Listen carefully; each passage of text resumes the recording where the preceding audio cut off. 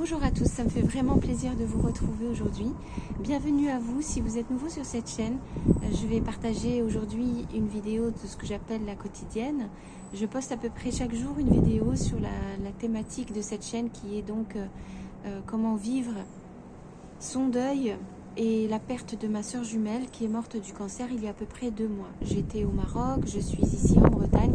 Je vous invite vraiment à consulter toutes les vidéos que j'ai pu poster depuis 2 mois pour en apprendre plus sur notre histoire, ma soeur jumelle à moi et moi-même, pardon, et puis aussi sur toutes les thématiques qui sont autour de la maladie du cancer, de la mort à la maison, du travail du proche aidant, de l'amour qu'on peut ressentir pour sa soeur jumelle et la douleur de perdre quelqu'un de proche de soi. Et vraiment tout ça s'est fait de façon authentique, simple, avec les moyens du bord, mais voilà, j'espère que ça passe quand même pour vous aussi.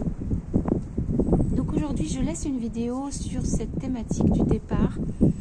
Comme vous le savez, maintenant que je suis en Bretagne, je me suis attelée à bosser comme une dingue pour vider toute la maison qu'ont loué ma soeur jumelle et moi-même, et je dois rendre les clés demain. Voilà. J'ai bossé, vraiment bossé très dur toute cette semaine pour pouvoir mettre dans des cartons tout ce qu'on avait et aussi démarrer le ménage de l'état des lieux. Donc je pense que vous connaissez déjà ça tous. J'ai pas besoin de m'étendre là-dessus plus longtemps. Je suis complètement fatiguée, vraiment très fatiguée de ce travail, parce que pendant tout ce que j'ai fait, à chaque moment où j'étais en train soit d'emballer un carton, de scotcher un carton, soit de faire un nettoyage de tel ou tel endroit de la maison, ben, j'ai toutes mes pensées qui reviennent m'assaillir de tous les côtés. Donc c'est une lutte permanente pour ne pas m'autoriser à réfléchir, ne pas m'autoriser à me laisser gagner par cette envie, cette douceur de revoir son visage, de revoir ces souvenirs que nous avons ensemble. C'est vraiment très difficile, c'est ce qu'on appelle du contrôle du mental. Et là, je peux vous assurer que je suis vraiment heureuse de pratiquer du yoga depuis tellement longtemps et de faire aussi du bouddhisme, parce que j'ai cette capacité maintenant que j'ai développée comment dire, de stopper mon mental et de ne pas l'autoriser à penser à tout n'importe quoi comme il veut. En fait, c'est du contrôle du mental, effectivement. Et ben, j'ai pas réussi à faire ça pendant la majorité du temps où j'étais au Maroc. J'arrivais un petit peu quand même, mais je me laissais aller quand même à mes états d'âme, parce que je sentais qu'il fallait que je m'autorise aussi à vivre mes émotions. Donc c'est un juste milieu à trouver entre je me laisse aller à penser à ce qui me fait mal, à tous ces souvenirs que j'ai de ma soeur jumelle et de tout ça, et en même temps je ne m'autorise pas à aller trop loin, parce que il y a un moment donné, il y a la crise de panique qui menace derrière. Et il n'y a pas que la crise de panique. Là, comme je suis vraiment sur un temps très limité ici, dans cette maison en Bretagne, je suis obligée d'agir. Je dois être capable de faire les cartons, faire le ménage et tout ce que j'ai dit. Et je ne peux pas me mettre à agir quand je suis trop malheureuse. Alors, je ne sais pas si ça vous fait ça vous aussi, mais il y a mon mental quand il prend le dessus. Ben, il y a les émotions qui viennent par-dessus. Et alors là, c'est vraiment, c'est trop tard. J'arrive plus du tout à contrôler quoi que ce soit. Je suis juste complètement... je ne sais pas comment vous dire, mais prise par les émotions, par la douleur, par le désespoir, la tristesse. Et là, ben, je n'arrive plus. Voilà, je n'arrive plus. Je ne peux plus rien faire en fait. Je me laisse traîner jusqu'à ce que la journée passe, et je suis plus bonne à rien, quoi. Voilà. Alors, je sais pas, je serais vraiment contente de savoir si ça vous arrive aussi de ces moments-là où j'ai envie de dire qu'on tombe comme dans une espèce de léthargie ou d'apathie. Et on sait que c'est pas bon pour nous, mais on le fait quand même. On peut plus réagir. Donc c'était l'interdiction totale. Et là, je suis assez contente parce que grosso modo, sur toute la période que j'ai eue ici, j'ai pas pu vous faire une vidéo tous les jours parce que j'étais vraiment trop fatiguée, j'avais vraiment trop de travail. Donc je vous fais vraiment ces vidéos pratiquement au début et à la fin. Mais c'est parce que j'ai vraiment, voilà, c'est pas que je pensais pas à vous, j'ai pensé à vous tous les jours. Et j'ai continué de poster des vidéos que j'avais préparées aussi sur les autres thématiques des signes de l'au-delà.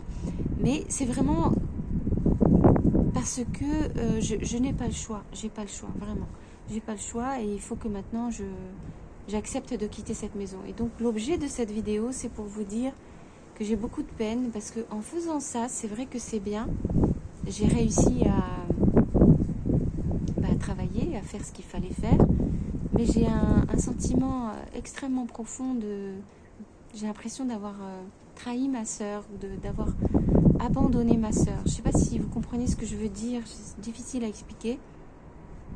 Mais j'ai l'impression, vous voyez, que c'est comme si ma sœur venait frapper à la porte. Elle frappait tous les jours, plusieurs fois par jour. Tac, tac, tac, tac, tac, tac, me disant, mais Kenza, je suis là, ouvre-moi la porte, je suis là, laisse-moi rentrer dans ta tête, laisse-moi de nouveau prendre la place que j'ai normalement. Et moi, je lui dis, non, je t'ouvre pas la porte, non, je ne t'ouvre pas la porte. Non, je ne veux pas savoir que tu es là. Non, je ne veux pas voir que tu es là. Non, je ne veux pas me rappeler de ton visage. Non, je ne veux pas me rappeler de tous ces souvenirs. Je ne veux pas voir ce que je vois d'habitude. Je vois ces murs et ces endroits comme s'ils étaient vides, comme si j'avais jamais habité là. Je fais tout ça pour pouvoir tenir le coup.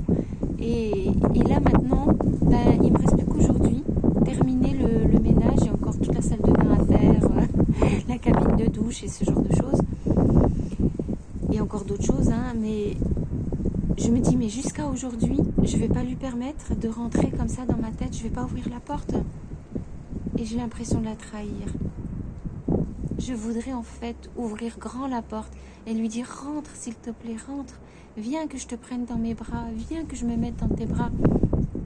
Viens qu'on se prenne l'une contre l'autre, l'une contre l'autre et qu'on puisse pleurer ensemble et que... Viens qu'on se dise au revoir ici dans cette maison et qu'on puisse se dire, voilà, tout ce qu'on a vécu, c'est réel.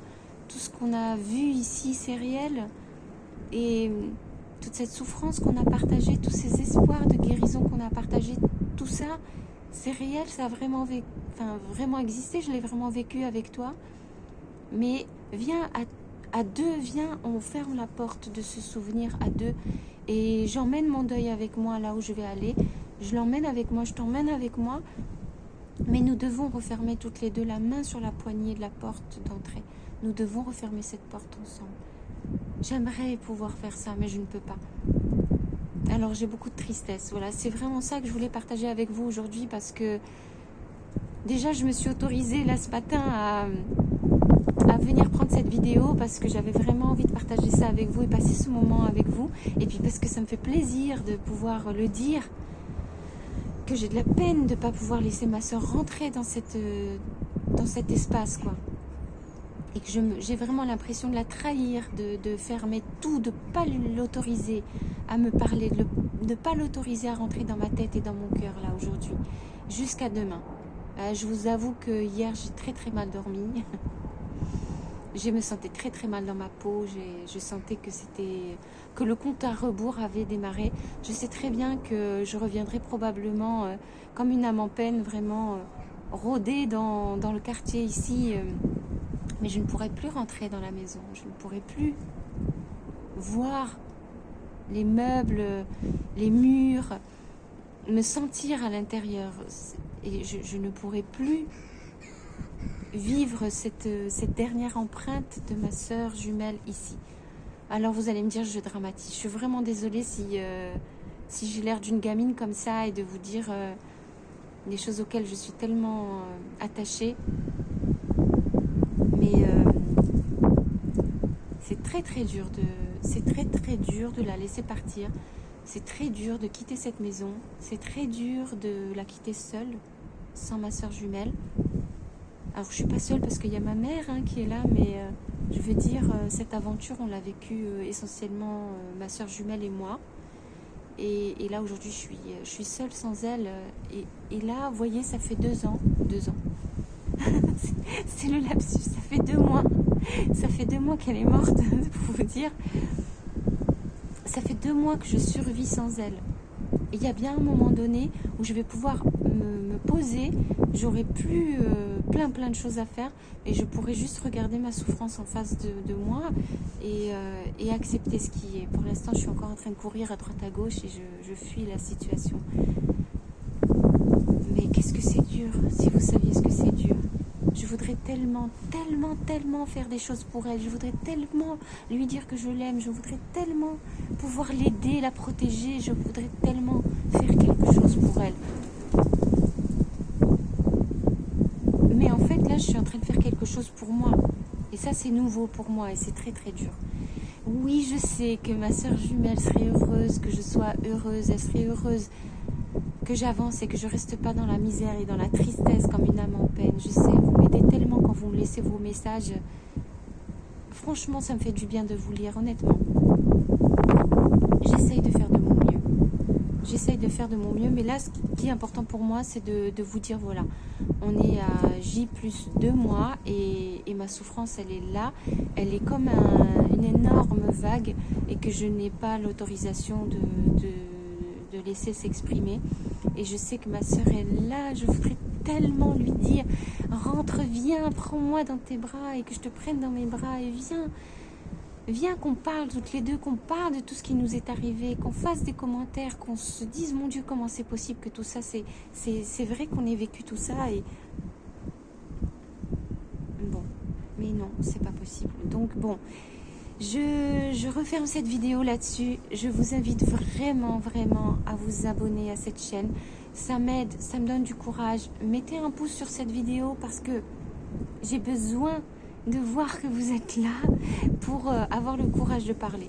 Voilà, c'est simplement dit, c'est ça. Je vous demande de prendre soin de vous. Je vous fais des gros bisous et je vous dis à demain et bon courage pour ce que vous avez à vivre vous aussi.